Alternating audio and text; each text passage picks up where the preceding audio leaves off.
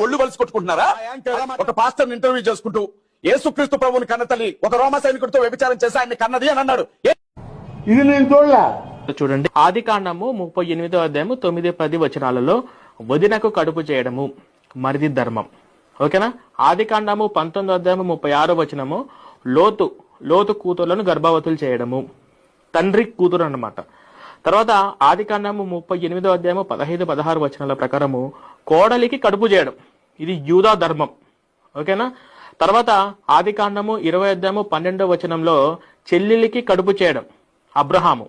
తర్వాత 2వ సమూయేలు 13వ అధ్యాయము 11-14లో సంఖ్యాకాండము 36-11లో కూడా ఇలానే ఉంటుంది.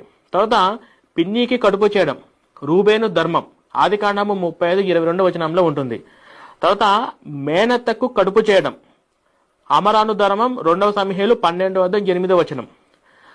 ఇర్మియా 13-26 వచనం, లంగాలెత్తి చూపించే ధర్మం. తర్వాత 2వ సమూయేలు 12-11, 2వ సమూయేలు 16-12లోను తల్లి కొడుకుల చేత బహిరంగంగా సెక్స్ చేపించే దేవుడు. ఇవన్నీ ఏంది